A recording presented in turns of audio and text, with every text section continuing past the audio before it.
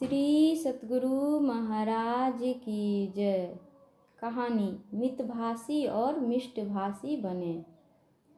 संतों एवं सद्ग्रंथों की यही सीख है कि वाणी में असत्यता, मदमत्तता व कटुता तो हो ही नहीं, वरन सत्यता के साथ मृदुता भी सुनिश्चित रूप से मिश्रित हो।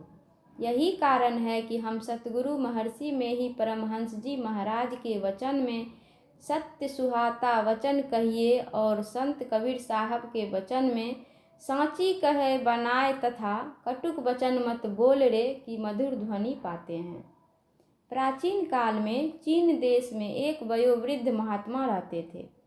परिनिर्वाण प्राप्त करने के कुछ पूर्व उन्होंने अपने शिष्यों को बुलाया और अपना मुख खोलकर दिखाते हुए कहा, तुम लोग क्रम क्रम से मेरे मुख के भीतर अच्छी तरह देख लो, यह मेरी अंतिम शिक्षा है।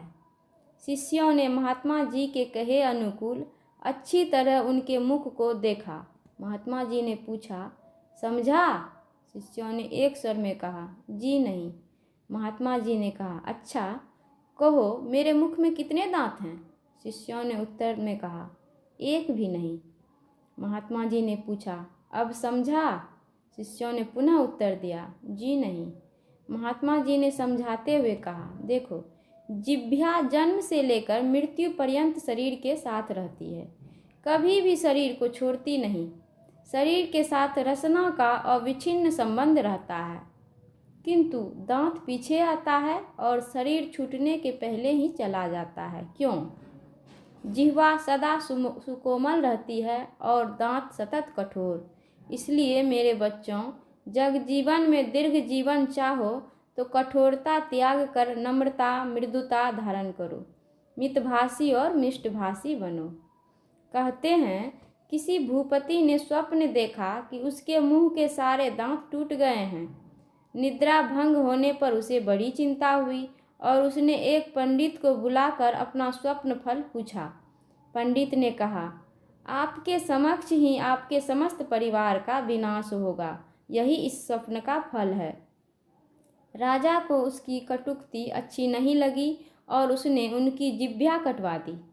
पुनः अन्य पंडित को बुलाकर राजा ने स्वप्न फल पूछा।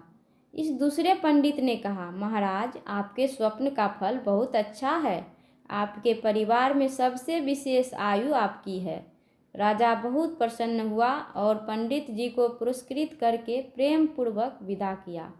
किसी ने ठीक ही कहा है, बातों हाथी पाइए, बातों हाथी पाँव।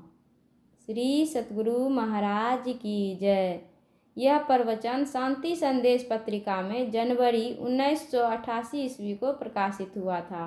श्री सतगुरु महाराज की जय।